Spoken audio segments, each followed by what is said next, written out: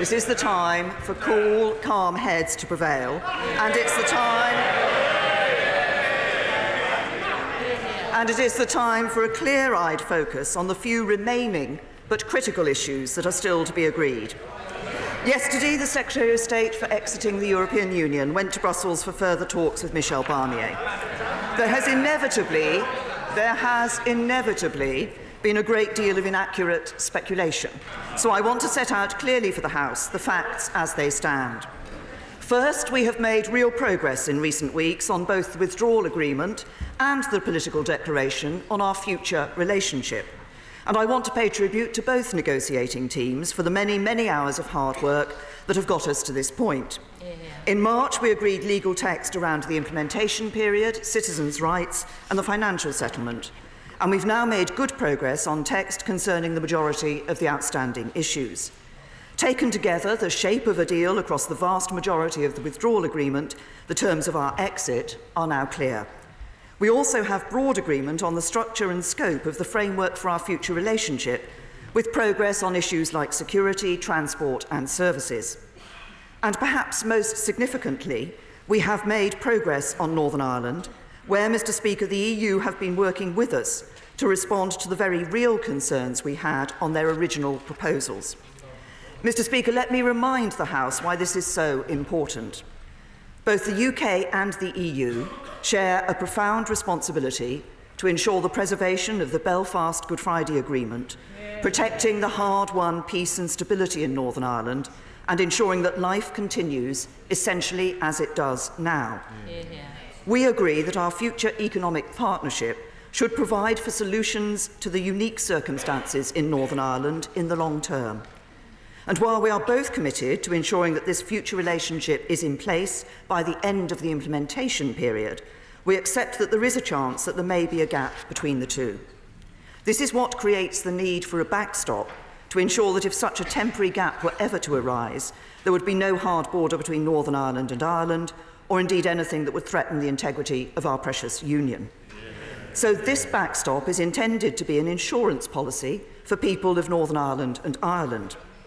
Previously, the European Union had proposed a backstop that would see Northern Ireland carved off in the EU's customs union and parts of the single market, separated through a border in the Irish Sea from the UK's own internal market. As I've said many times, I could never accept that, no matter how unlikely such a scenario could be. Creating any form of customs border between Northern Ireland and the rest of the UK would mean a fundamental change in the day-to-day experience for businesses in Northern Ireland, with the potential to affect jobs and investment. We published our proposals on customs in the backstop in June, and after Salzburg I said we would bring forward our own further proposals, and that's what we've done in these negotiations. And the European Union have responded positively by agreeing to explore a UK-wide customs solution to this backstop. But, Mr. Speaker, two problems remain. First, the EU says...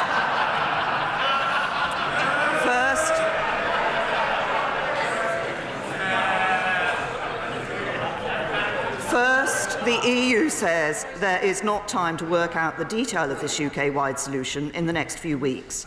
So even with the progress we have made, the EU still requires a backstop to the backstop, effectively an insurance policy for the insurance policy. And they want this to be the Northern Ireland-only solution that they had previously proposed. We have been clear that we cannot agree to anything that threatens the integrity of our United Kingdom. And I'm sure the whole House shares the government's view on this. Indeed, the House of Commons set out its view when agreeing unanimously Part 6, Section 55 of the Taxation Cross-Border Trade Act on a single United Kingdom customs territory. This states, quote, "It shall be unlawful for Her Majesty's Government to enter into arrangements under which Northern Ireland forms part of a separate customs territory to Great Britain." So, Mr. Speaker, this message is clear, not just from this government, but from this whole House. Second, Mr. Speaker, I need to be able to look the British people in the eye and say this backstop is a temporary solution. People are rightly concerned that what is only meant to be temporary could become a permanent limbo, with no new relationship between the UK and the EU ever agreed. I'm clear we are not going to be trapped permanently in a single customs territory, unable to do meaningful trade deals. So it must be the case, first, that the backstop should not need to come into force. Second, that if it does, it must be temporary. And third, while I do not believe this will be the case, if the EU were not to cooperate on our future relationship, we must be able to ensure that we cannot be kept in this backstop arrangement indefinitely. I would not expect this House to agree to a deal unless we have the reassurance that the UK as a sovereign nation has this say over our arrangements with the EU. Mr. Speaker, I do not believe the UK and the EU are far apart. We both agree that Article 50 cannot provide the legal basis for a permanent relationship, and we both agree this backstop must be temporary. So we must now work together to give effect to that agreement. Mr. Speaker, so much of these negotiations are necessarily technical, but the reason this all matters is because it affects the future of our country. It affects jobs and livelihoods in every community. It is about what kind of country we are and about our faith in our democracy. Of course, it is frustrating that almost all of the remaining points of disagreement are focused on how we manage a scenario which both sides hope should never come to pass, and which, if it does, will only be temporary. We cannot let this disagreement derail the prospects of a good deal and leave us with the no-deal outcome that no one wants. I continue to believe that a negotiated deal is the best outcome for the UK and for the European Union. I continue to believe that such a deal is achievable, and that is the spirit in which I will continue to work with our European partners, and I commend this statement to the House. Thank you, Mr. Speaker, and I thank the Prime Minister for an advance copy of the statement. This really is beginning to feel like Groundhog Day.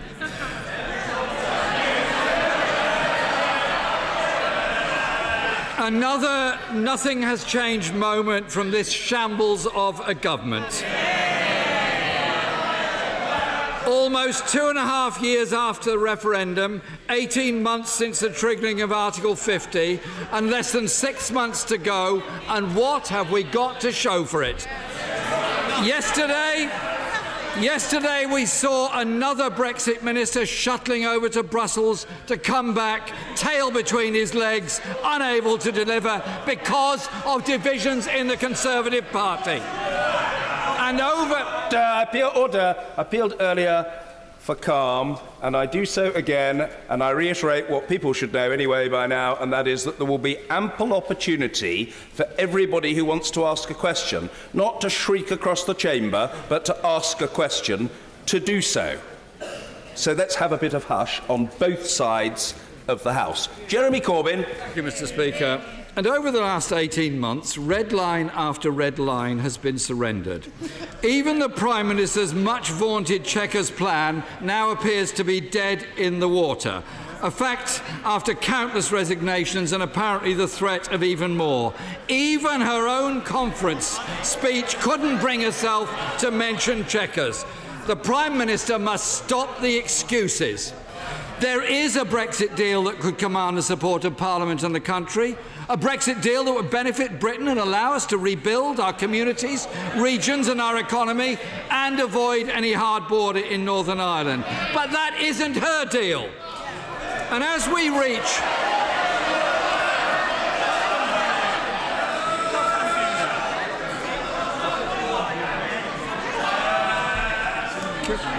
And as we reach a critical point in this nation's history, we need a Prime Minister who will for once make the right decision and put the country before her party and stand up to the reckless voices on her backbenches and within her cabinet.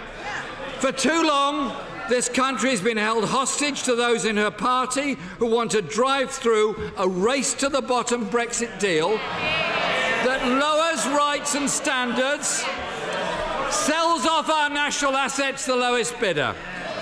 Mr. Speaker, it is clear... Order, Mr. Heapy. You're normally such a good-natured and laid-back fellow. I don't know what's happened to you. I don't know what you had for breakfast, but tip me off afterwards and I'll make sure to avoid it. We need an atmosphere of calm. Nobody, questioner or anybody answering, namely the Prime Minister, nobody in this chamber will be shouted down. And that's the end of it. It's as simple as that. Jeremy Corbyn. Thank you, Mr. Speaker. Mr. Speaker, it is clear that the Prime Minister's failure to stand up to the warring factions of her own side have led to this impasse. Let me remind the Prime Minister and her benches what they signed up to just 10 months ago. And I quote, "In the absence of agreed solutions, the United Kingdom will maintain full alignment with those rules of the internal market and the customs union, which now or in the future support North-South cooperation, the all-island economy and the protection of the 1998 agreement." Does that still stand? Interesting question for the Prime Minister. Mr. Speaker, Mr. Speaker, what she is now hoping is that she can cobble together a deal that avoids all the big questions as to what our future partnership with the European Union will be. Isn't it the case that the backstop is only necessary because the government won't agree to a new comprehensive customs union with the EU with a say for Britain in future trade deals? And Mr. Speaker, how long is her envisaged temporary deal? 1 year, 2 years, 5 years? More? Britain deserves a bit better than this. The blindfold Brexit they're cooking up is a bridge to nowhere and a dangerous leap in the dark. Let me be clear, the only thing we can trust this government to do is impose more years of austerity on the people of this country. Mr. Speaker, the Prime Minister wants to present Brexit as a choice between her deal and no deal. This is simply not the case. There is an alternative option, an alternative that can command the support of Parliament and the country. Labour has set out our 6 tests.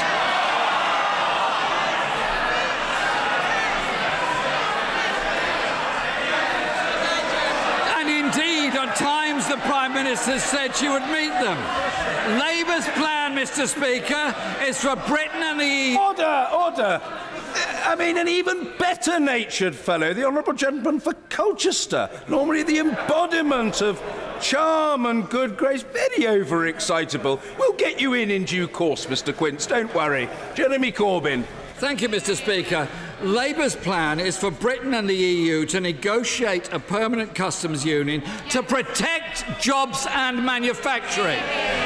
We want a deal that allows us to strengthen rights and working standards so we can avoid a race to the bottom.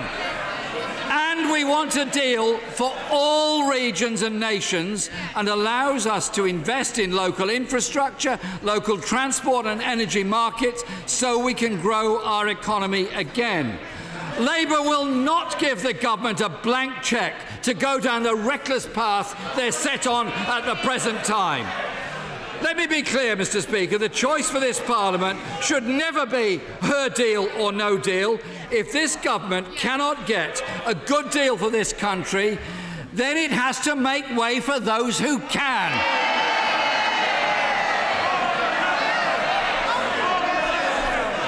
The Prime Minister, Mr. Speaker, faces a simple... The Prime Minister, Mr. Speaker, faces a simple and inescapable choice. Be buffeted this way and that way by the chaos of her own party, or back a deal that can win the support of Parliament and the people of this country. Prime Minister! Thank you, Mr. Speaker. Perhaps I could point a few things out to the right honourable gentleman. First of all, he said that the discussion on the backstop was in order to avoid the questions of the future relationship. If he had actually listened to my statement, which in fact he had received an early copy of, he would have seen that I made clear that actually we have made good progress on both the structure and scope of the future relationship, which we've been discussing alongside the withdrawal agreement. He also talks about there being a better deal available. Well, we never hear from the Labour Party exactly what deal it is that they think they want. What we have seen... far too much noise. I said a moment ago the Leader of the Opposition must be heard. The Prime Minister must be heard. Prime Minister. What we have heard from the Labour Party is that at one point they say they want to do really good trade deals around the rest of the world. The next moment they want to tie us into the Brussels trade deals by being part of the customs union. One minute they say they want to respect the vote of the British people in relation to free movement. The next minute they say, well, actually, no, free movement is still on the table. So what we see from the Labour Party is constantly no firm proposals on this particular issue. They also talk about being in a customs union, and can I say to the right honourable gentleman, this is perhaps the sort of detail he may not have recognised, but even if you were to go down the route of the sort of deal that might involve being in a customs union, it would still be necessary to have a backstop in case there was a delay between bringing that in and the end of the implementation period. And certainly on this side of the House, we're very clear about our commitments to the people of Northern Ireland and our commitments to the United Kingdom. And then he said, what have we got to show for all of this that has been undertaken? What we have got to show for it is the vast majority of the withdrawal agreement agreed and significant progress and agreement on the structure and scope of the future relationship. And what we also have to show for it is a government that is determined to deliver on the vote of the British people, unlike an opposition that wants to frustrate the people's vote and frustrate Brexit. Mr. Ian Duncan Smith. Mr. Speaker, can I urge my right honourable friend not to listen to the groundhog opposite who doesn't have any interesting questions, but to rely on one specific question of all, which is, I agree with my right honourable friend that we are not and will not be in the customs union, that is a pledge that she made and which the British people voted for, to be out of the customs union. But the question I ask her is, when she made her decision on that, how long does she think that this temporary arrangement might last? And most importantly, who would make the final decision as to when it ends? Can I say to my right honourable friend that in relation to the UK-wide customs arrangement, we set out when we published our proposals in June that we would expect that to end by December 2021. But I also say to my right honourable friend, he asked me what I want to see and what I think in relation to this arrangement. I don't want to see the backstop having to be used at all. What I want is to ensure that we deliver for the people of Northern Ireland through the future relationship, and that future relationship comes into place on the 1st of January 2021 when the implementation period ends, so that we don't have to see this backstop arrangement being used at all. Mr. Peter Grant. Thank you, Mr. Speaker. I'm grateful to the Prime Minister for the advance sight of her speech. Can I first of all apologise on behalf of my right honourable friend from Rossguy and Lochaber, who, as often is the way, coming from a remote location, has been delayed in transit. Mr. Speaker, this morning Scotland's First Minister launched Scotland's Place in Europe, Our Way Forward, the latest in a series of analysis on the ongoing negotiations, setting out the best possible, or at least the least worst possible future for Scotland. The first of these Scottish Government analysis papers came 18 months before Chequers, and to date hasn't led to a single resignation from the Scottish Cabinet. The sense of unity and responsibility being demonstrated by the Government in Edinburgh could hardly be in a more marked contrast to what we see from the UK Government here today. Last night, the negotiations collapsed again. Did the Secretary of State go dashing off to Brussels just to fail? Or did he go because his officials had told him that a deal was close? And if that is the case, surely this House is entitled to know what it was that yet again went wrong at the last minute, because the Government's official explanations only make sense if the Prime Minister has decided that the proposal she signed up to last December is unworkable. Mr. Speaker, the reality of all of this weighs heavily across communities, particularly in the island of Ireland. We're 3 days away from the EU Council Summit, and the Government still continues to show at best disdain and at worst open contempt for the people of Ireland and for the Good Friday Agreement. They clearly have no real understanding of what communities on both sides of the border are feeling about these negotiations. As long ago as last December, the Brexit Select Committee, despite an over-representation of hardliners, made it clear that we could not see how it's possible to reconcile there being no border with the government's policy of leaving the single market. Order, I'm trying to hear the honourable gentleman. Let's hear the fella. Mr. Peter... I know, very much noise. Mr. Malcolm MacDonald, Stuart Malcolm MacDonald is pointing out there's a lot of noise. I'm well aware of that fact. He doesn't need to conduct the orchestra. Peter Grant. Thank you, Mr. Speaker. Having seen how our backbenchers have responded to her appeal for cool, calm heads, you can understand why she struggles to keep her party together when there's hard questions to be answered. Mr. Speaker, it was striking, the contrast in reaction from the Tory backbenchers when the Prime Minister committed to defending the Good Friday Agreement, and there was at best a lukewarm response, and there was then 3 hearty cheers when she said we're taking Northern Ireland out of the customs union. It tells us where the Tory party's priorities are. A Conservative party playing politics with people's lives for the sake of its own political survival is nothing short of disgraceful. And there is a better way, Mr. Speaker. It's time for the Prime Minister to disown the extreme hardline minority in her own party. The Prime Minister has the chance to resolve the question of the Irish border, to protect jobs, to prevent the economic catastrophe we face, and to respect the result of the referendum in 2016. So will she now accept that she got it wrong? Will the Prime Minister now commit to a damage limitation Brexit? Accept that there is a significant consensus in this House in favour of remaining in the single market and the customs union? Can I say to the Prime Minister, ignore your own career prospects, ignore the career ambitions of those behind her, look instead at the hundreds of thousands of people whose jobs are at risk if this goes wrong? Will she take her head out of the sand and work with those on all benches in this House to ensure that the United Kingdom stays in the single market and in the customs union?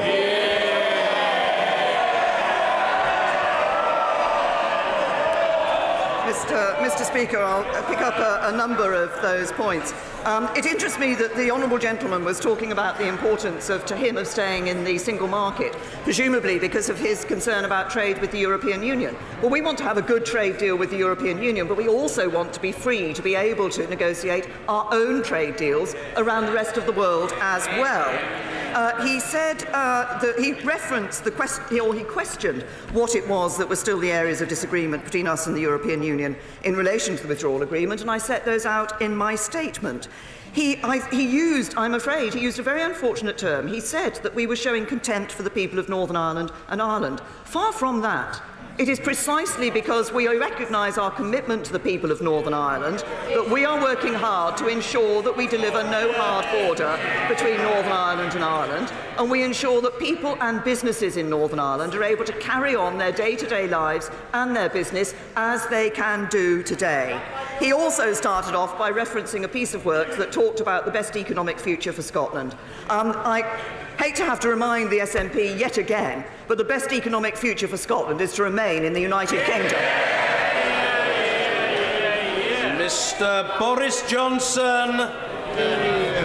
I know that my right honourable friend will appreciate that in deciding to remain in the customs union, the Leader of the Opposition is guilty of a shameless U-turn and a betrayal of millions.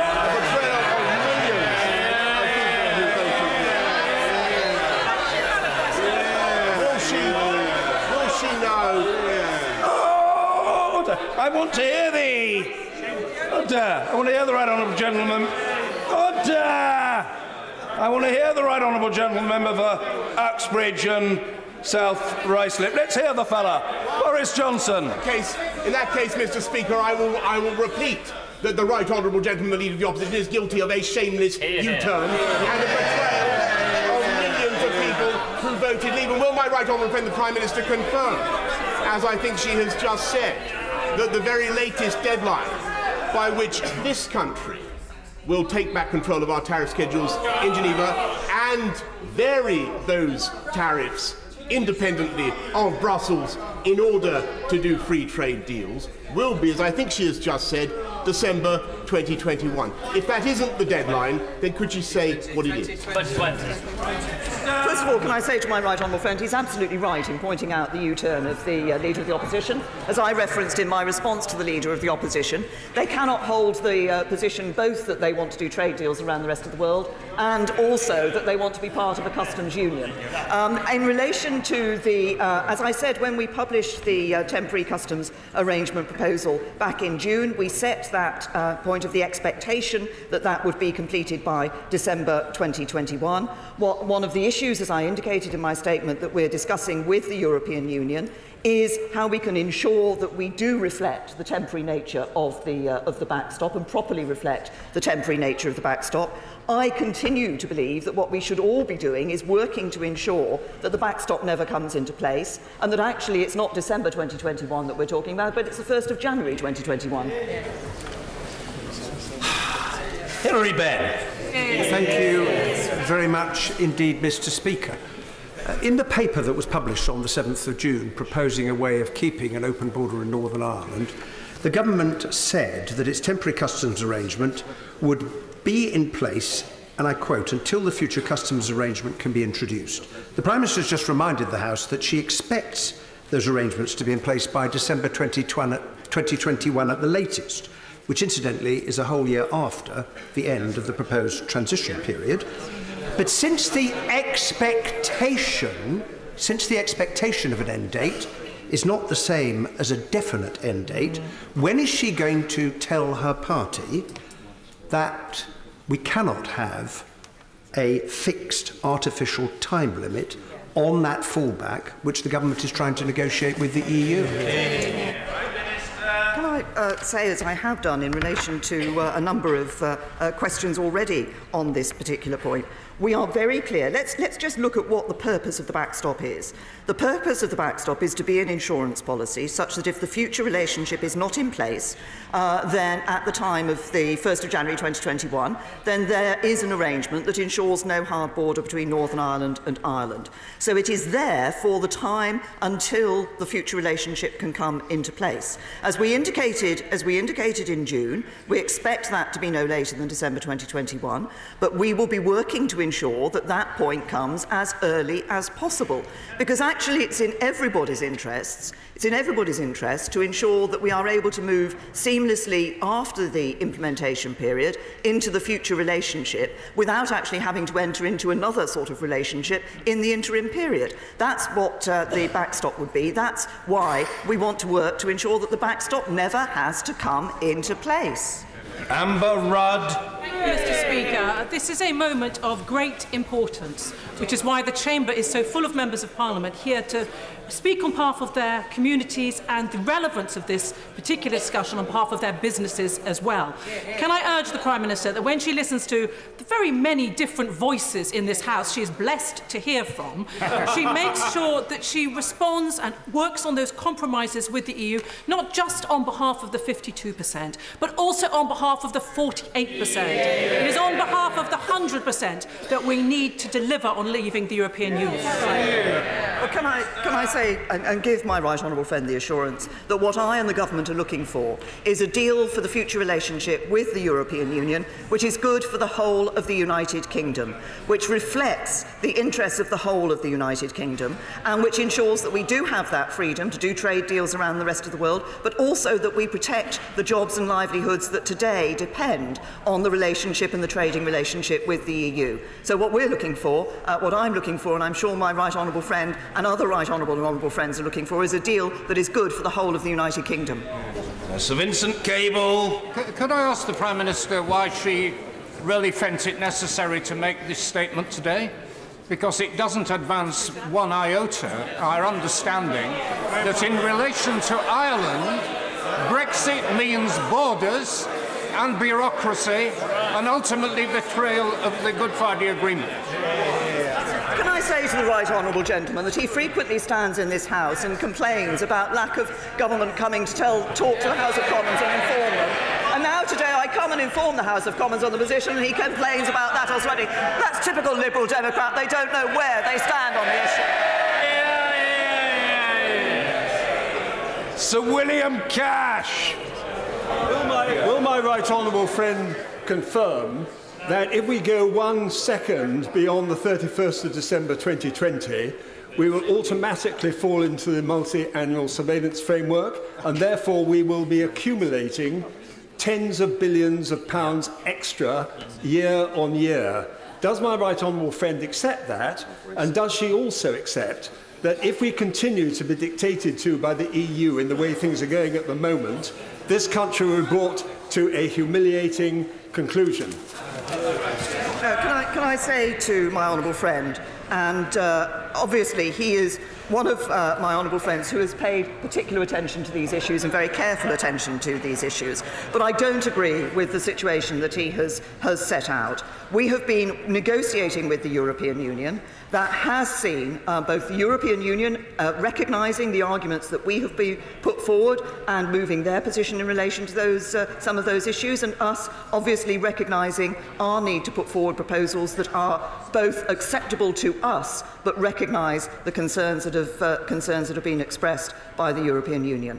But what we are doing, and what I'm doing, is making sure that any deal that we have is the deal that is best for the future of the United Kingdom. That's a deal that delivers on the Brexit vote, but does so in a way which protects jobs and livelihoods.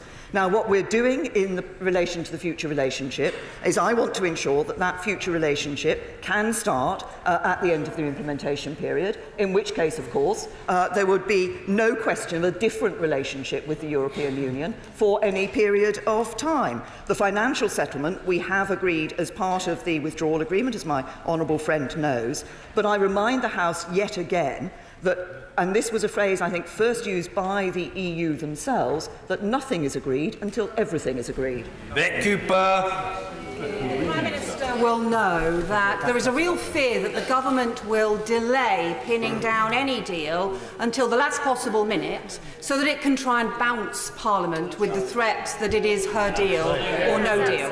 She knows that that would be unacceptable to Parliament, but she also knows how damaging no deal would be in terms of security as well as jobs and the economy. So will she confirm that it would be better to apply for an extension to Article 50 than to crash out with no deal? No, can I say to the Right Honourable Lady that I do not believe that we should be extending Article 50. I've been very clear that we should not be extending Article 50, and I'm a little bemused by her first suggestion. We have legislated for a process here in Parliament that ensures that there will be not just the deliberations that this House will rightfully have on the withdrawal agreement and implementation bill, but there will be a meaningful vote in this House prior to that. Honourable members on the Labour benches say when. Of course, we're still in negotiations with the European Union in terms of delivering on the deal, and we continue to work to the timetable that has recently been set out. Anna Soubry. Thank you very much, Mr. Speaker. Would my right honourable friend agree with me that this is not what Leave voters voted for? Leave voters and businesses in Broxtowe were promised a deal on trade, not after we've left the European Union, but at the time that we leave the European Union. They were told it would be the easiest deal in the history of trade deals. They were told it would convey the exact same benefits as our membership of the single market and the customs union. What we now see is complete chaos and a total mess. Would the Prime Minister consider that if her government can't get a grip on this, if Parliament can't get a grip on this, then it's time to face up to the fact that Brexit cannot be delivered, take it back to the people and have a people's vote? Can I say to my right honourable friend that, as I have consistently said on this issue, this Parliament voted overwhelmingly to give the choice to the British people as to whether to leave or remain in the European Union. The people voted to leave the European Union, and I believe it is a matter of faith in our democracy, of the integrity of politicians, that we deliver for people on that vote. And I also say to my right honourable friend That's why I think it is so important that we recognise there is talk of a people's vote going back to people for a vote. The people were given a vote. The people's vote happened in 2016 and the people voted to leave. Mr. Nigel Dodds. Border on the island of Ireland, which nobody wants. It can never be right that we have any kind of borders in the Irish Sea between Northern Ireland and the rest of the United Kingdom. She knows that we cannot support any deal that creates a border of any kind in the Irish Sea. Not my words, the words of Ruth Davidson, the leader of the Scottish Conservatives.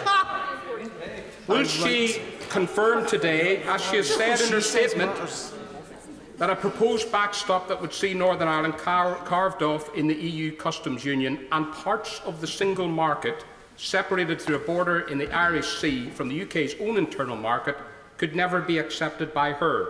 She has said that today. Will she confirm its single market and customs union, the UK leaving the EU together with no part hived off either in the single market or customs union differences? When the UK leaves the when the UK leaves the European Union, it will be the UK that leaves the European Union. We will be leaving the European Union together. I'm very clear there should be no hard border between Northern Ireland and Ireland, but as we've put forward proposals, we can deliver on that and maintain the integrity of our union. And of course, what we're looking at in relation to the, and we made that very clear when the European Union made their proposal that would effectively have carved Northern Ireland away from the rest of the United Kingdom in their backstop proposal. It's precisely because we cannot accept their backstop to a backstop, because they continue to want to see that. In fact, what we want to see in a backstop is a situation where Northern Ireland businesses can both export freely to Great Britain and to the European Union. Actually, that would be a good position for the Northern Ireland businesses. John Redwood. Trying to sign a withdrawal agreement without having legally binding text on the future partnership would leave the UK in a deeply vulnerable position and unable to negotiate properly. So will she confirm today that in her view no deal is still a lot better than a bad deal, and a bad deal is giving £39 billion away that we need to spend on our priorities for no good reason? Can I say to my right honourable friend, I still believe that no deal is better than a bad deal. I am still working for what I believe is the best outcome for the UK, which is a good negotiated deal with the European Union for the future. But of course, we continue with our no deal preparations. We have, of course, indicated in relation to the financial settlement, as my right honourable friend will know, the discussions that have already, and negotiations have already taken place on that. But what we're also clear about is the importance of linking the withdrawal agreement to the future relationship, such that we cannot find ourselves in a limbo situation, and that we are able to see that future relationship committed to by the European Union and put in place, as I say, I want to see put in place on the 1st of January 2021. Pat McFadden. Speaker, this issue of the Irish border is a direct result of the willful dismissal of its importance before the referendum campaign and the willful disregard of its importance by leading Brexit advocates since the referendum took place. They now advocate a Canada-style free trade agreement. Will the Prime Minister confirm that one of the reasons that she rejects a Canada-style agreement as being completely unsuitable for the UK is not only because of the huge economic damage it would do to industries dependent on multinational supply chains, but also because it would result in a hard border which would break commitments that this country has made? Can I say to the right honourable gentleman that, of course, what we have seen from the European Union is that a Canada-style deal is not actually available or be on offer for the whole of the United Kingdom. It's only on offer for Great Britain, with Northern Ireland actually effectively carved out from the rest of the United Kingdom. But certainly the proposals that the government has put forward following the discussions that the Cabinet had in July at Chequers are focused on a free trade deal with frictionless trade at its heart. And of course, a Canada deal does not deliver on frictionless trade and therefore does not deliver the absolute guarantee of no hard border between Northern Ireland or Ireland, or indeed frictionless trade at our other borders. Nicky Morgan. Thank you very much indeed, Mr. Speaker. The Prime Minister is right to say that a negotiated deal is the best outcome for the United Kingdom. She's also right to say that protecting the Union is of fundamental importance to members on all sides of the Brexit debate on these benches. But as we just heard from my right honourable friend, the member for Wokingham, there are people who disagree with her statement where she says it would leave us with a no-deal outcome that no one wants. There are people in this House on these benches who want a no-deal outcome. The member is nodding. Can I say to the Prime Minister that people in this country are now really concerned and worried about a no-deal? Businesses, EU citizens living here, British citizens living in the EU. Can I urge the Prime Minister to make sure we do not slip into any kind of no-deal scenario, because this House, I believe, will not support it and therefore would have to step into the negotiations. Can I say to my right honourable friend, as I said earlier in response to a question, I am clear that we are working to get a good deal for the whole of the United Kingdom. But it is also right that we continue our preparations for no deal, because we do not know what the outcome of those negotiations will be. And I think it is right that we ensure that the deal that we bring back is a good deal for the whole of the United Kingdom. Liz Kendall. Does the Prime Minister stand by the commitment made by the Brexit Secretary to this House last week that the government will publish a specific end date to the Irish backstop as part of the withdrawal agreement? As I've said earlier, both in my statement and in response to other questions, one of the issues that we are discussing with the European Union remains this issue of ensuring that there is the backstop has a temporary arrangement, and that we cannot be kept in a permanent relationship of that sort with the European Union. The backstop is intended there as an insurance policy for the people of Northern Ireland. I don't want that backstop ever to be put in place. I want to ensure we negotiate a future relationship that can start at the end of the implementation period. Sir Peter Bottomley. After the referendum, the large majority of MPs across the House were elected to help this country negotiate a future which is outside the EU, with trade arrangements which are sensible and which allow us to use our control over money, borders and the like in a way that is beneficial to us and beneficial to others. Can my right honourable friend assure our negotiating partners that less friction is better than more friction? Yes, can I say to my honourable friend that precisely because we believe in the value of frictionless trade, that we have put forward a proposal that would indeed deliver on frictionless trade. Ben Bradshaw. Mr. Speaker, it must be obvious to the Prime Minister that there's no majority in this place for a hard or no deal Brexit, and she can't do the sensible thing on customs union and single market because half her party in the DUP won't let her. So is she never tempted by the suggestion of her honourable friend, the member for Broxtowe, that the way out of this mess for her and for the country will be a people's vote? No.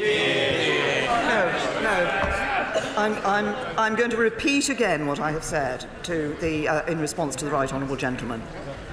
The people had a vote in 2016. It was in a referendum. This Parliament gave the people that vote, and the people voted to leave, and that's what we will deliver. Justine Greening.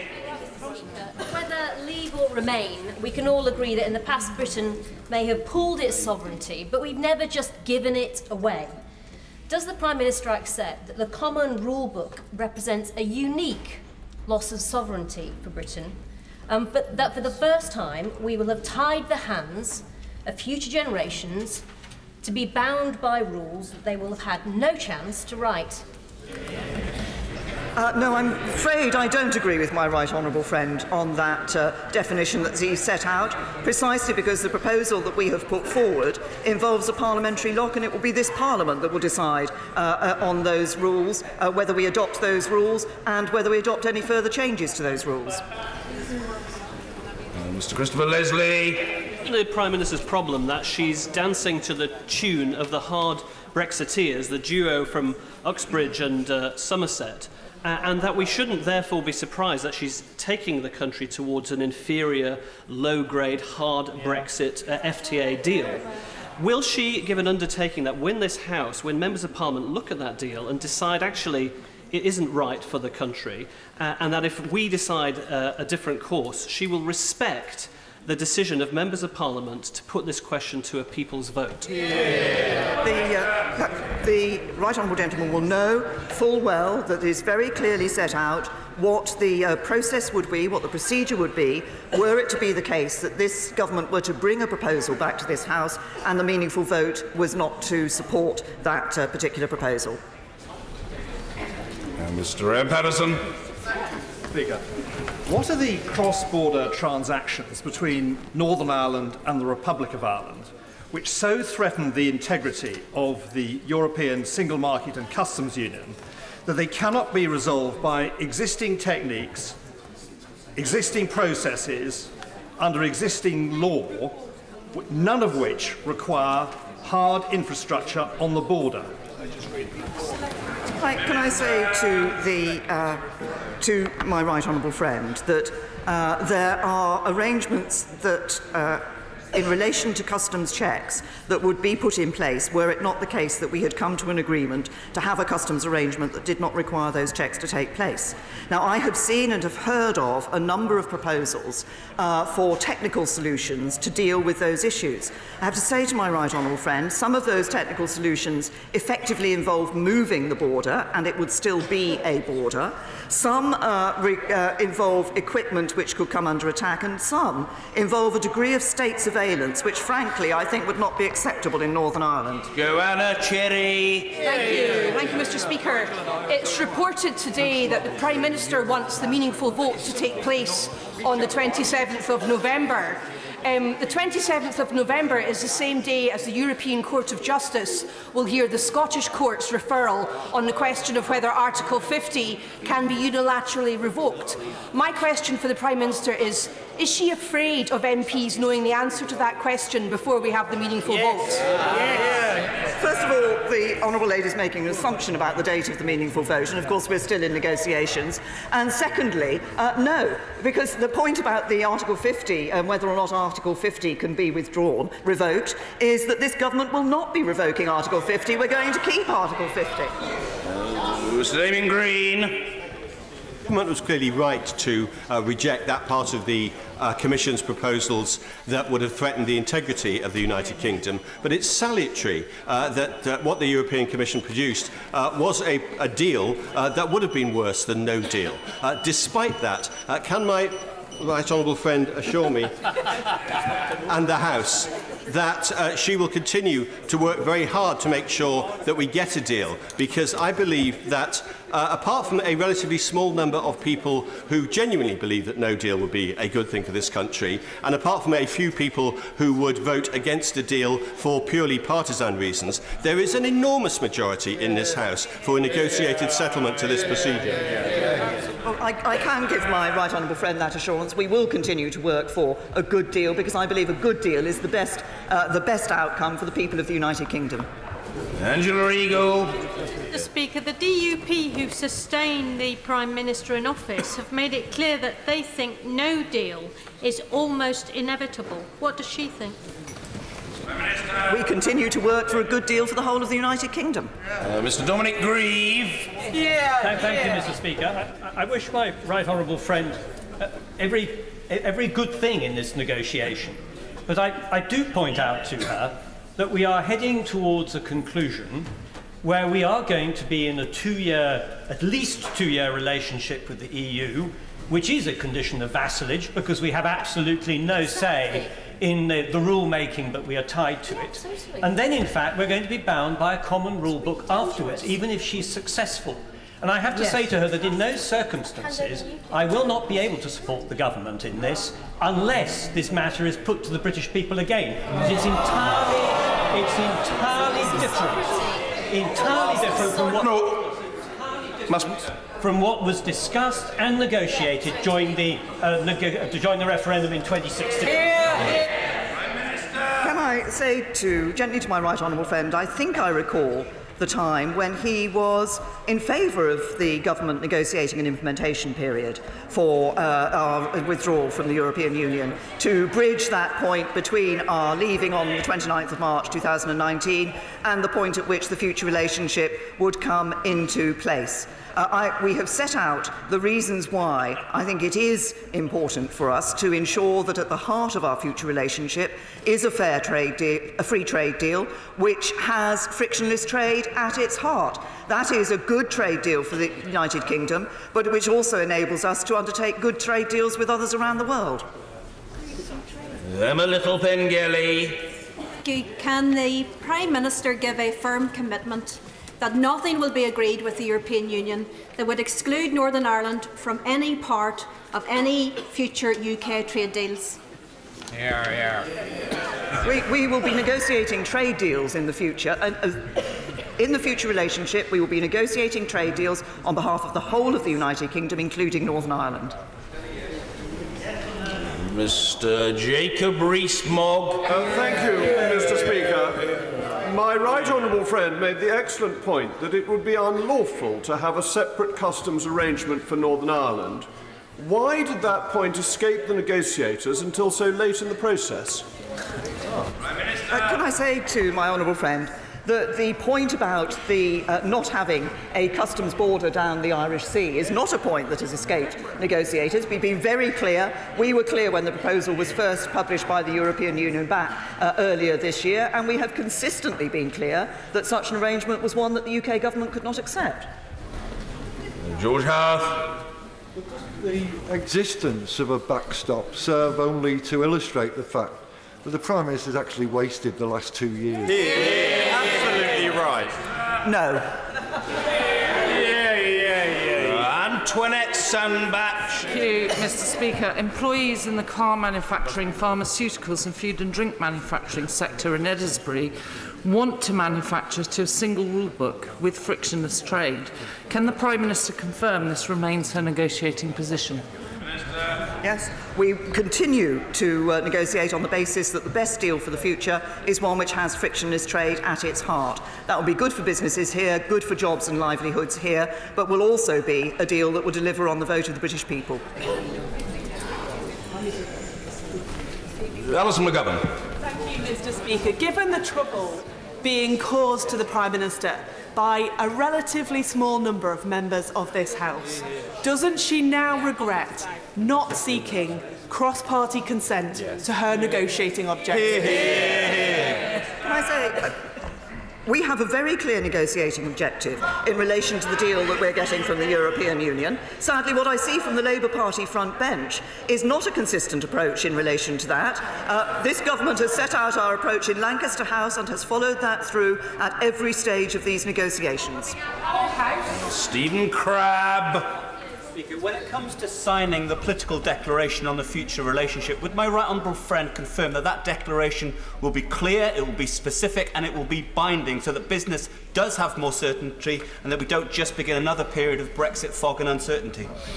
Can I say to my right honourable friend that and this is precisely why we want to ensure that there is a proper linkage between the withdrawal agreement and the future relationship, so that certainty can be given about what the future relationship is and that that is going to come into place. And I think that's what this House will want to see as well when it comes to look at the meaningful vote.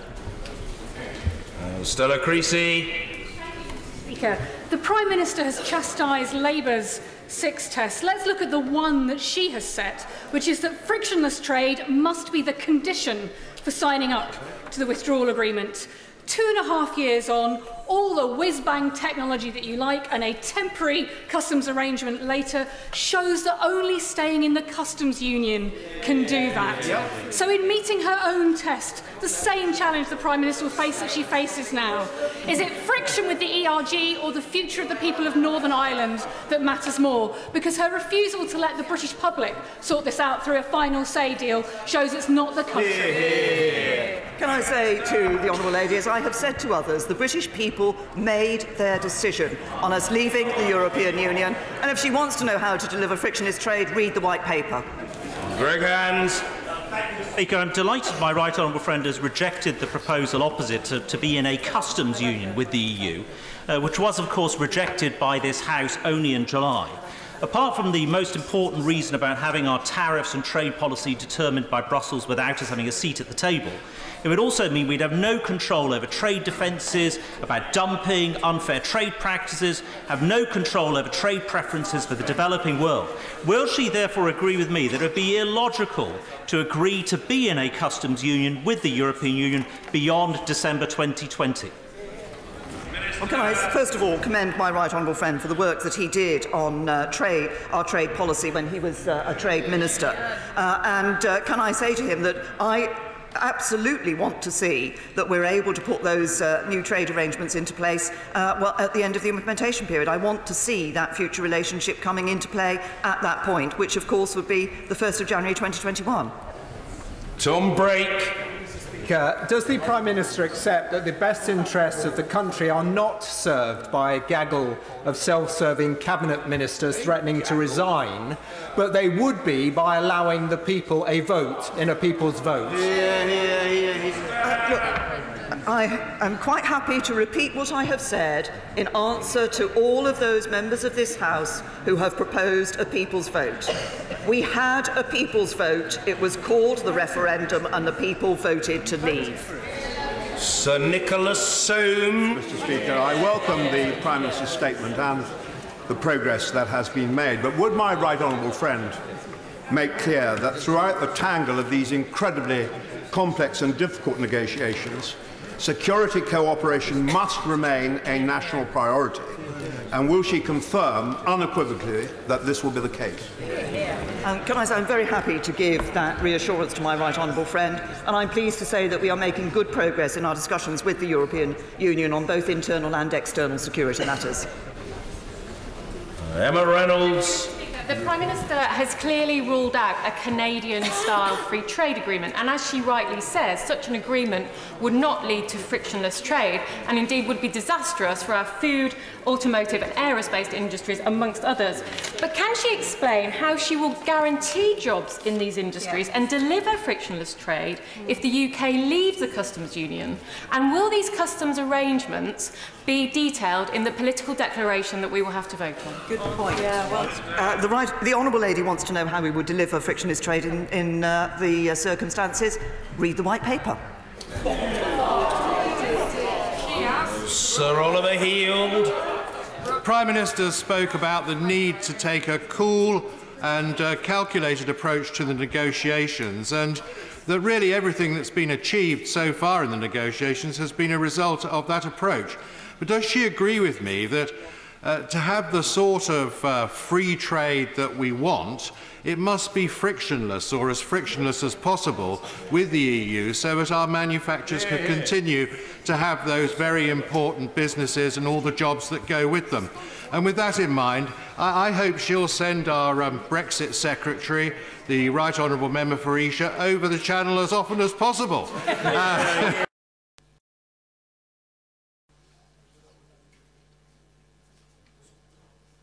I say to my but like him, I think I absolutely agree with the importance of the point about frictionless trade, because what we want to see in the future is a United Kingdom that is not only able to have good trade deals around the rest of the world, but also has a very good trading relationship with its near neighbours in Europe, and is able to continue, though, that manufacturers here are able to continue to operate on the basis that they have done so far. Liz McInnes. Could the Prime Minister update the House about the progress being made about the other border between the UK and the EU, the border between Gibraltar and Spain? Yes, I'm happy to say to the Honourable Lady that discussions are continuing with, in relation to the matter, because this will be, of course, part of the withdrawal agreement that we will look to enter into, and there have been positive and constructive negotiations taking place, but they are still in progress. Mr. Peter Bone. Thank you, Mr. Speaker. The Prime Minister has always said that the United Kingdom will leave the EU on the 29th of March next year. and any agreement will be based on ending the free movement of people, not sending billions and billions of pounds to the EU each and every year, making our own laws in our own country, judged by our own judges. Does she still believe that that is possible? Yes. Mike gapes. Thank you, Mr. Speaker. The Good Friday Agreement took months of intensive negotiation and then was agreed by simultaneous referenda by overwhelming majorities in both Northern Ireland and the Republic. The position as regards the 2016 referendum was that it was a narrow majority on an advisory referendum. Which does the Prime Minister think is more important? Good point. Can I say to the honourable gentleman that I think that both of these are important. That's why what the government is doing as we negotiate the terms on which we're leaving the European Union and the terms of our future relationship, that's why we're very clear that we remain fully committed to the Belfast Agreement. Heidi Allen. Thank you very much, Mr. Speaker. I don't wish to labour the point, but just like my right honourable friend, the member for Loughborough, my businesses and constituents in South Cambridge are terrified of a no deal too. If that comes to pass, and the Prime Minister will not entertain an extension of Article 50, but accepts the reality that there is no way no deal will pass through this House, I ask with the greatest respect, what option does that leave us other than going back to the people? What else can we do? To my honourable friend, she's making a number of assumptions in the question that she has asked. And she's made a number of assumptions in the questions that she has asked. We are working to get a good deal with the European Union. If it were the case that at the end of this, at the end of the negotiation process, actually it was a no deal, that was both sides agreed that the no deal was there, then actually that would come back to this House, and then we would see what position this House would take in the circumstances of the time. Very interesting. Mr. Stephen Kinnock. Mr. Speaker, the Prime Minister keeps advising honourable members that if they want to know how to keep frictionless trade, they should just read the White Paper. But surely the Salzburg summit taught her that the White Paper is completely and utterly dead in the water. What is her plan B? Can I say to the honourable gentleman that that is not the case? We have been negotiating with the European Union on the structure and the scope of the future relationship, and we have been doing that on the basis of the proposals that we put forward in the White Paper. Mark Harper. Mr. Speaker, in trying to come up with a constructive solution forward, can I ask my right honourable friend to remind the EU what they actually signed up for in last December's joint report? They signed up for unfettered access for Northern Ireland's businesses to the whole of the rest of the United Kingdom. They also signed up to her commitment to follow only those rules that were necessary for that North-South cooperation. Perhaps if she reminded them of what they've signed up to, we might make some progress. I say to my right honourable friend that he does indeed make a very good point. That was a joint report, and it was very clear the basis on which we were looking to ensure that we avoided a hard border between Northern Ireland and Ireland. Stephen Timms. Mr. Speaker, some people in the House who've been supporting the government seem to think the solution is to have a hard border in Northern Ireland but not to enforce it. Isn't that prospect just a myth? The government is committed to ensuring that we have no hard border between Northern Ireland, and that's what we're working for. Mr. David Jones. Will my right honourable friend confirm that when she meets her EU counterparts later this week, she will tell them that although we're a patient people, our patience is not inexhaustible, and that if they continue to maintain their present negotiating stance of seeking to divide the United Kingdom internally, we will have to assume that they're not serious about achieving a negotiated settlement, and we will therefore be obliged to prepare for no deal. Say to my right honourable friend that we are all operating on a timetable. We're going to leave the European Union on the 29th of March next year. We are clear that in order to get legislation through this House, there is a timetable we need to follow, and therefore need to come to an end of these negotiations to match that timetable. And I have said, I'm very clear, the government is very clear, that we cannot accept a situation where we would see Northern Ireland effectively divided away from the rest of the United Kingdom. Wes Streeting. Thank you, Mr. Speaker. Of course, there's been a people's vote since the last referendum, which was the general election. And at that election, the public sent her a clear message that there is no majority for a hard Brexit in the country. So given that, and given that she was told very clearly that there is no majority in this House for Chequers and the White Paper, why does she expect Labour MPs to ride to her rescue and vote through a hard Brexit that would cost people's jobs in our constituencies and the country at large? There has indeed been a general election since the referendum. Over 80% of the members of this House stood on a manifesto to deliver on the vote of the people to leave the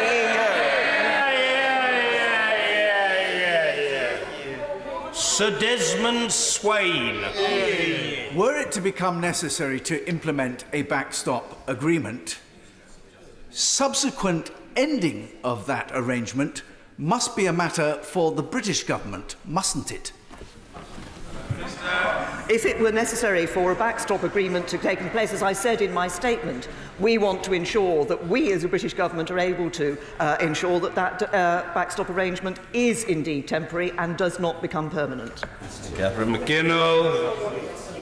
Prime Minister, it's been suggested that the Brexit Secretary has promised the Prime Minister that he will deliver Chequers, whilst at the same time assuring the ERG that he will stop it. Could the Prime Minister confirm that this couldn't possibly be the case and she has full confidence in her Secretary of State? Yes, I do have absolute full confidence in my Secretary of State. The government has been negotiating with the European Union. We're doing it on the basis of the White Paper, and that continues. Vicky Ford. Thank you, Mr. Speaker. Next spring, when the Duke and Duchess of Sussex are having their first baby, I want this country to be at a time of economic stability. A no deal is unpredictable. So can I encourage my right honourable friend to continue pressing the case for innovative customs solutions that deliver the frictionless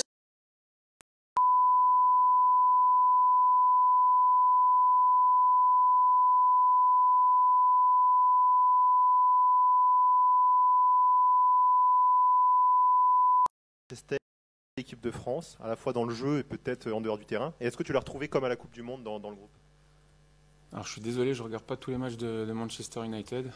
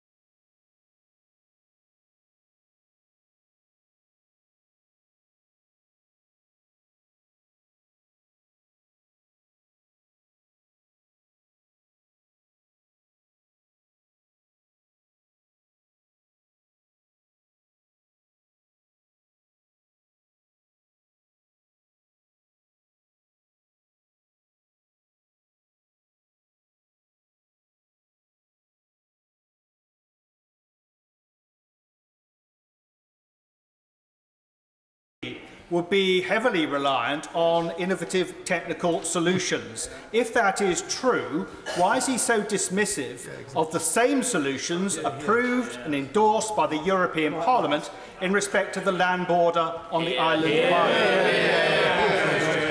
Can I say to my honourable friend, as I said earlier, there are a number of comments that have been made about these issues around the border and the possibility of technical solutions. We have been very clear with the European Union, including obviously with Michel Barnier, that any suggestion that there is a customs border down the Irish Sea is one that this government cannot accept. Albert Owen. The Republic of Ireland is the main trading link with the United Kingdom through the port of Holyhead in my constituency. For the last 18 months, I've been raising this issue with the Prime Minister. Businesses are worried because contingency plans have been undertaken by Irish companies to go direct to the European continent. What in this statement assurances can the Prime Minister give businesses in my community that that won't happen? Can I say to the honourable gentleman that we continue to be negotiating in relation to our future economic partnership. We have put forward proposals that would enable that frictionless trade to continue to take place across the sea between his constituents and Ireland, and we continue to work on those, and we're making good progress on that future relationship. Mrs. Anne Main. Speaker, I absolutely heartily welcome the Prime Minister giving us firm assurances that any backstop will be temporary, because businesses who wish to trade outside the EU would like to plan for that event and need to have, in my opinion, an idea of how long this would last. So could I ask the Prime Minister as well, if she is not prepared to put in a date, how we can actually shore up the fact that nothing can derail the temporary nature that she wishes to see happen? And also, could I ask her to update the House on the futures for British citizens in the EU during this temporary period? Can I say to my honourable friend, as I have said in relation to others, that we're very clear that this should be temporary. When we publish the proposals in relation to the customs backstop, the UK-wide customs backstop, as I've said earlier, we put in the expectation that that should be that should end by December 2021, because the future economic relationship should be in place at that point. We are also clear that we cannot be in a position where we would be potentially trapped into a permanent backstop. Precisely for a number of reasons, but precisely one of those, of course, is because we do want to be able to negotiate those trade deals around the rest of the world and get the economic advantage for this country of doing so. Chris Bryant. This question again because I've not had an answer from the 4 different ministers I've asked it to. After the 29th of March, which queue will British passport holders use when they land in Spain, France, Germany or Greece? And which queue will EU citizens use when they arrive in the UK? Well, can I say to the right honourable gentleman that in relation, obviously the Home Office is looking at the arrangements that will take place at the border after the 29th of March 2019. As to those arrangements for UK citizens entering other countries within the European Union, of course those are a matter for those countries. One of the issues that we have put forward in the White Paper and will discuss with the European Union, is precisely ensuring that for those who wish to travel as tourists, for example, between the United Kingdom and the 27 member states of the European Union, they're be able to continue to do that as easily as possible in the future. Richard Drax. There are no hardcore Brexiteers on this side of the House, Mr. Speaker. Only those who want to honour the referendum and do the best for their country. Yeah. My right honourable friend, would you agree with me that it's now a question of trust? The backstop, there is deep unease that somehow we will be left in the EU indefinitely.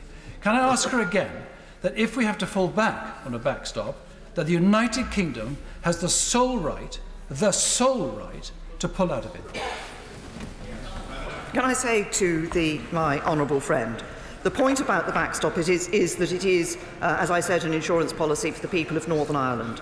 What I am clear about is, first of all, that it must be temporary, and secondly, that we must be able to ensure that there is no way in which we can be left within that backstop as a result of a decision that the European Union takes in relation to this issue.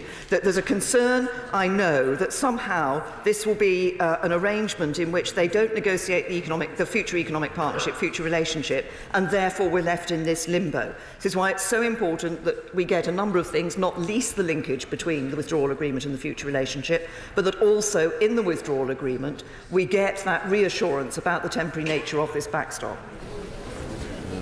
Jonathan Reynolds. Thank you, Mr. Speaker. There are many of us who genuinely accept the referendum result and want the Prime Minister to agree a good deal, but we're also realists and we accept that there will be trade-offs, Prime Minister, to the different deals on option. And the problem with repeating today your belief that the Prime Minister's belief that we're somehow going to agree the Chequers proposals is surely that the EU have clearly said they will never agree to it. The Conservative Party have then said they would never vote for it if it was agreed. But crucially, it doesn't resolve the big issue of substance, which is the ability to unilaterally agree free trade deals really worth the loss to the UK of frictionless supply chains and manufacturing, market access for financial services, and even more importantly, the risk to future stability and peace in Northern Ireland? Can I say to the honourable gentleman that the proposals that have been put forward that form the basis on which we're having discussions with the European Union precisely address the issues that he has raised in relation to frictionless trade and in relation to ensuring that we maintain our commitments to the Belfast Agreement and maintain our commitments that there should be no hard border between Northern Ireland and Ireland. Dr. Sarah Wollaston. Thank you, Mr. Speaker. Here's some Brexit reality. AstraZeneca have just announced this afternoon that they're stopping investing in the United Kingdom. We're just 165 days to go until we leave the European Union. And we still have no deal, with disastrous consequences. The Prime Minister says that we can't have a people's vote, but isn't the truth here that the people weren't able to see? There is no consensus about which of the many versions of Brexit that we will be heading down. Once we know that final deal, wouldn't it be reasonable to go back to the British people, present them with what's involved, what the consequences are, both positive and negative, and then allow them to give their informed consent to moving forward? I'd say to my honourable friend, and I'm sorry because I have obviously answered this question on a number of occasions before this afternoon, in relation to what I believe is imperative for members of Parliament across this House to deliver on the decision that we freely gave to the people of the United Kingdom and to deliver on the vote that they took in relation to leaving the European Union. And of course, my honourable friend references the fact that there is no deal yet, but we are continuing to work for that deal, and we continue in those negotiations and look forward to continuing to work with, the Member States of the European Union and the European Commission towards that end. Geraint Davis. Mr. Speaker, in 2015, David Cameron was elected on a promise of a referendum on the EU, but promised to stay in the single market. Given that the current Prime Minister has decided to break that latter promise, and given the other promises that have been broken since 2016, not those written on, at least those written on red buses, doesn't she agree that this mandate about the single market and the customs union fundamentally undermines the integrity of Britain and Northern Ireland, and this should ultimately resolve not by a simple choice between a bad deal and no deal, but at the option of a remaining in the EU through a people's vote of the people so they can look again? I think the honourable gentleman will know that I've answered the question about a people's vote on a number of occasions already. I refer him to my previous answers. Charlie Elphick. Thank you, Mr. Speaker. My understanding, and I believe the understanding of the whole House, is that the £39 billion divorce bill is predicated on us leaving the implementation period at the end of December 2020. Can she confirm to the House that if matters continue onwards up to December 2021, will that be included in the divorce settlement, or will it be extra? Prime Minister. The arrangement that I think my honourable friend has been referring to is whether or not the backstop would be in place up to December 2021. And of course that is a different arrangement from the implementation period, and it has different aspects to it from the arrangements that will be in place during the implementation period. So, but I repeat what I have said on a number of occasions, that what I want to do, and what I believe others want to do, is to work to ensure that we don't have to have that period of time when a backstop is in place, when we are able to see our future relationship come in place at the end of the implementation period, so we have that seamless transition. Thangham Debonair. Thank you, Mr. Speaker. Mr. Speaker, this country is a divided country, which was both a cause and a consequence of the referendum 2 years ago. So I ask, what is the Prime Minister's vision for uniting the country so that my constituents who voted 4 out of 5 to remain, as well as those who voted to leave, can feel that there is something we can all truly unite behind, because I don't see it. first of all, we're working to get a good deal that would deliver for the whole of the United Kingdom, but I would say to the Honourable Lady, as I did to one of her honourable friends earlier, just to remind that actually people who are sitting in this chamber, the vast majority of people sitting in this chamber, were elected on a mandate to actually deliver on the vote of the British people. Roger Gale. Mr. Speaker, my right honourable friend has rightly said that she seeks a resolution on behalf of all of the people of the United Kingdom and all citizens. More than 1 million of those live in other countries of the European Union. Others will wish to leave or need to leave to live in other countries. Is she going to protect their interests, please?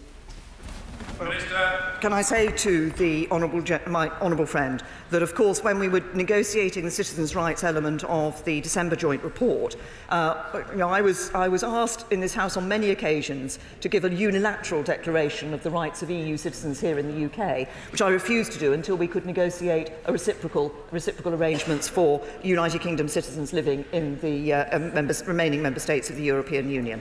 Now, in some of those member states, the precise technical details of those reciprocal arrangements are still being worked through, but that was part of the citizens' rights agreement that we came to in the December joint report. Mr. Graham P. Jones. The European Parliament or the EU 27 or this Parliament votes against any deal she brings forward, Prime Minister brings forward, what next? As I have said earlier, this House has set out clearly what the process would be were it the case that on the meaningful vote, the position that the government set forward was not agreed to by this House. Steve Double. Will the Prime Minister commit that the interests of our fishermen will be considered in any agreement with the EU, and that she will ensure that the full benefit of leaving you will be available to our fishermen when we leave?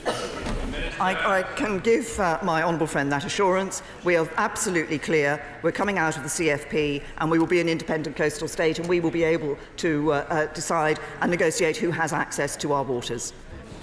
Martin Whitfield. Mr. Speaker, the Prime Minister has ruled out putting a date on the backstop. Can she also rule out an indefinite backstop with a notice period?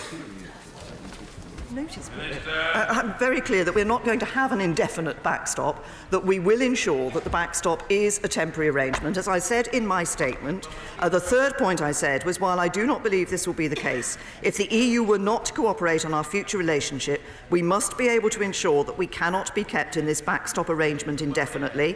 I could not expect this House to agree to a deal unless we have the reassurance that the UK as a sovereign nation has this say over our arrangements with the EU. Richard Graham. Mr. Speaker, during Saturday's excellent victory by Gloucester Rugby against the French League champions Castres Olympique, several representatives of medium and smaller businesses focused on telling me how disastrous no deal would be both for them and their European partners' trade. Can I therefore encourage my right honourable friend and the Secretary of State to highlight for EU officials that the huge risks of unintended consequences from failing to reach a sensible agreement with us on the Irish border would be much greater than has hitherto been highlighted? I say to my honourable friend that we do continue to work for that good deal that I know he and others want us to be able to agree with the European Union, and obviously we remain committed in relation to the hard border between Northern Ireland and Ireland, and we will continue to continue to make the point to the European Union that the integrity of the United Kingdom is of importance to us, is of key importance to us, and we cannot accept anything that would challenge that integrity of the United Kingdom. And congratulations to Gloucester Rugby Club. Ben Lake. Recent government figures show a 7% increase in Welsh exports to the EU, and that the EU single market accounts for 61% of total exports from Wales. Given the importance of both the single market and the customs union to the Welsh economy, what representations has she received from the First Minister of Wales in relation to her policy of leaving both? I talked to the First Minister of Wales, and my right honourable friend, the Chancellor of the Duchy of Lancaster, has spoken to Welsh Minister and Scottish Minister today to update them on where we are. We keep in regular contact with both the Scottish and Welsh governments on these matters. Alberto Costa. Thank you, Mr. Speaker. A few weeks ago, the Prime Minister made a very welcome statement following Salzburg that in the event of no deal, the rights of all lawfully resident EU nationals in this country, like my parents and other family members, would be guaranteed. Can she take this opportunity this afternoon to repeat that statement in this House for the benefit of all MPs to understand clearly that it's a Conservative government that will protect the rights of EU nationals? Yes, can I say to my honourable friend, I'm very happy to repeat that commitment to protect those rights of EU nationals in the event of no deal. I hope we will see reciprocal arrangement, were that no deal to be the case, from the member states of the European Union for UK citizens. Paul Sweeney. I never thought I would see the day where her Secretary of State for Scotland and the leader of the Scottish Conservatives, Ruth Davidson, were being prayed in aid by the DUP in support of their arguments on the backstop. But will the Prime Minister not confirm that the only way a backstop will function is if in effect it undertakes the same function as a single market and a customs union on that border? That only way that will be functional, and that will be the only way it will succeed. And will she stop pandering to the reactionary nationalists of our ex-Foreign Secretary and his cohort? Can I say to the honourable gentleman that if he wants to see the details of the proposal that we put forward on the customs arrangement for the... Oh, we've heard that, says. I think if the honourable lady waits, there might be a slightly different answer to the one she thinks I'm about to give. If the honourable gentleman wants to see the arrangements for the customs aspect, the UK-wide customs proposal that we put forward in response to the EU's suggestion of a customs border down the Irish Sea, he should look at the paper that we published in June. Simon Clark. So far today, my right honourable friend has failed to reassure the House that we will definitely be able to leave the backstop by the 31st of December 2020. She continues to argue for a common rule book that many of us on these benches will not be able to support. Will she not pivot to a Super Canada policy and focus the negotiating time that remains on the technical solutions that have been set out? I urge her to do so, please, before it is too late. Can I say to my honourable friend, he's raised a number of issues. I have been clear in this House that what we have, one of the areas where we are continuing to discuss with the European Union in relation to the Northern Ireland Protocol, precisely because of our concerns around this issue, is this question of the temporary nature of the backstop and ensuring that we have the means to ensure that that backstop is temporary were it ever to come in place. In relation to the Common Rule Book, it would be, there would be a parliamentary lock-in on that issue. These are rules which our manufacturers tell us they would be abiding by in any case, regardless of whether or not there was that lock, but we would have that parliamentary lock. And the offer that was on the table from the European Union in relation to the Canada-style free trade agreement was one that only related to Great Britain and essentially carved Northern Ireland away from the rest of the United Kingdom in relation to these matters. Stuart Malcolm MacDonald. It's an indisputable fact that a majority of members of this House voted to trigger Article 50. Indisputable, if it is regrettable. Can Parliament overturn that decision? Well, can I say to the honourable gentleman that it is an indisputable fact that the majority of members of this House actually voted to trigger Article 50, and it is also an indisputable fact that this government has no intention of revoking Article 50. Matt Warman. Thank you, Mr. Speaker. People may not have listened or liked what they heard, but is it not the case that not a single argument has been made since the referendum that wasn't made before the referendum? And as such, we should make sure that anyone who is a Democrat should reject a second vote. Well, my honourable friend is absolutely right. There are many issues that have been raised in this House as if they were not discussed during the referendum, but actually there was a very full debate during the referendum process on the issues about remaining in or leaving the European Union, and I believe it is a matter of faith in our democracy and in the integrity of politicians that we deliver on that vote. David Perkins. Mr. Speaker, the Prime Minister appears to be heading towards a deal that enjoys the support of almost nobody.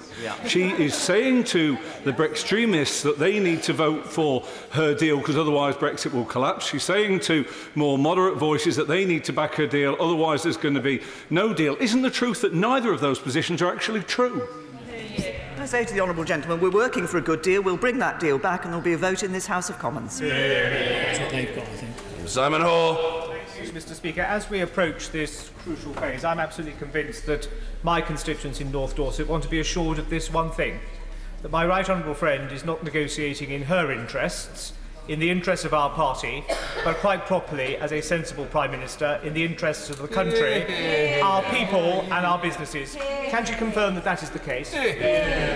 Very happy to confirm that. I believe it is absolutely important that I and this government put the national interest first in these negotiations. That's exactly what we're doing.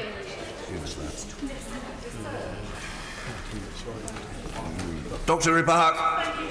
The Minister luckily made it back okay from the continent yesterday, but my son's school trip letter about Berlin in June has warns, in case of a no-deal Brexit, the projected price may rise due to the pound sterling's rate relative to the euro, and there may be additional fees for visas to incur, not to mention the whole Open Skies agreement, what will happen to the plane if that's not renewed. If Elthorne School is not prepared to take at face value the whole "it'll be all right on the night" line that we keep being fed, surely Project Fear is fast becoming Project Reality.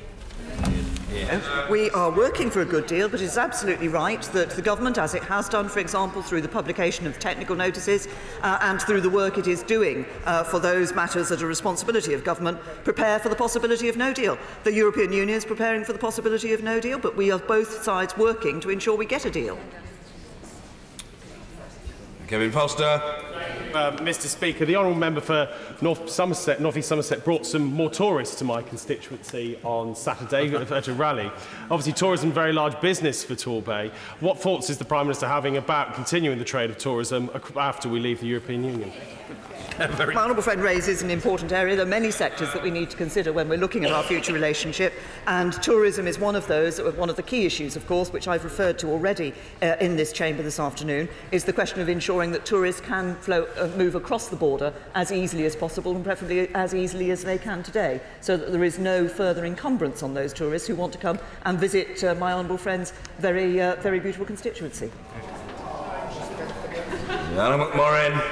Thank you. Despite her protestations, it's becoming increasingly clear that the Prime Minister is unable to hold her party together, let alone the country. Yeah. And there is no doubt about it. I know that my constituents did not vote to become poorer, and that is what will happen if she proceeds along this route. Will the Prime Minister do the right thing and give the people the final say on the deal? I refer the honourable lady to the answer I have given previously. Jeremy Lefroy. Thank you very much, Mr. Speaker. Talk of no deal is now commonplace, but the hard reality is that it will be very damaging to the people of the UK and the EU, and indeed to our future relationship. Would my right honourable friend agree that it's incumbent on both sides to strain every sinew to avoid no deal? I agree with my honourable friend. I think it's important for both sides to be working as hard as we can to get a good deal. As I've always said, I think a deal that is good for the UK will also be a deal that's good for the EU. Alex Sobel. I didn't realise until today that the Prime Minister was an Eagles fan. In her announcement, she put the backstop could be as long as 2021. She has put the country into Hotel California, that we can check out any time we like, but we can't leave. When is she going to put workers, businesses and consumers first, and at the very least look at a customs union between the United Kingdom and the EU? We are putting the interests of people across the United Kingdom, workers, consumers, businesses, at the forefront of what we're doing, which is precisely why we've put proposals forward for a free trade area which includes frictionless trade. James Cartledge. I entirely recognise the strong potential economic upside of being able to negotiate our own free trade deals. But surely we need to remember that the very same firms who we would expect to invest into and benefit from those trade deals would be hit hard if we had friction at our border, disrupting supply chains. Surely we have to get it right on both counts. Yes, what we want is to ensure that we've got a good trade relationship with the European Union in the future, and we've put forward the proposal with frictionless trade at its heart, but that we also get the benefit of those great trade deals around the rest of the world. Lloyd Russell Moyle. The Prime Minister has come here today and failed to really outline how her backstop is going to meet the ERG and DUP impossible conditions, and really she's just going to act as the fall guy for them, isn't she?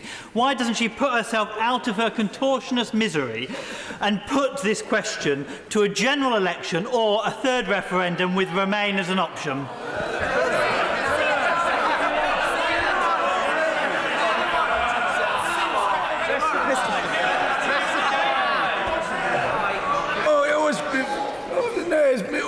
Immensely stimulating to listen to the honourable gentleman from Poole and I think Mid-Dorset, but it's even more interesting to listen to the Prime Minister's answer. Prime Minister. Thank you, Mr. Speaker. I'm not quite sure where a third referendum came in relation to this issue, but I think my answer is that I refer the honourable gentleman to the answer I have given previously. Chris Phil. Mr. Speaker, the European Union's negotiating position in relation to the Irish backstop appears to imply the only way they can believe we can avoid a hard border is by maintaining a customs union. Does the Prime Minister join with me in rejecting that premise, and that there are two ways one could avoid it? One is outlined in the White Paper in July, and the second, in relation to the customs union, is evident by studying the Swiss-French border, which of course crosses the customs union. I know there's different arrangements on the single market, where there is pretty much no infrastructure on most A roads, barring a little French sign and a single camera of a kind seen on most high streets. Say to my honourable friend that I do believe that there is a way to ensure that we avoid that hard border between Northern Ireland and Ireland. It is by having an arrangement with the European Union, which is frictionless trade, which is a customs arrangement, which is not us being part of a customs union. Paul Masterton. No sooner were rumours circulating of a differentiated deal for Northern Ireland at the weekend than the Scottish Government wanted in on the act, wanting the same bespoke deal to apply to them, even though that would have caused a hard border at Berwick. So is the Prime Minister absolutely clear that any new differences that are needed to make a frictionless border in Northern Ireland, beyond what already exists on an all-Ireland basis, will apply UK-wide, and we will leave together with one deal? We are indeed working for a deal which ensures that we leave the European Union as the whole United Kingdom. Of course, the circumstances of Northern Ireland having a land border with a country that will remain within the European Union are different from those at Scotland. There are, of course, already some checks that take place, for example, in relation to livestock moving between Great Britain and Northern Ireland. And I can't really believe that the Scottish Government or the SNP actually want to impose those checks on livestock that would be moving from Scotland into Northern England. Trudy Harrison. Thank you, Mr. Speaker. Can my right honourable friend confirm that her plans mean that we will leave the Common Agricultural Policy? Yes. Yeah. Mark Menzies. Thank you, Mr. Speaker. Mr. Speaker, the Prime Minister has got an excellent record in standing up for the interests of Britain's defence workers, especially 6,000 Eurofighter workers at Wharton in my constituency. Can the Prime Minister impress upon our European counterparts the importance of doing a deal, because there are hundreds of thousands of jobs across Europe that are at risk if they do not come to a table with my right honourable friend? Well, my honourable friend makes a very important point. When we talk about the importance of frictionless trade, often the sector that is referred to is the automotive sector, but the aerospace industry also has a very real interest in that frictionless trade, and we will continue to make the point about the importance of that frictionless trade.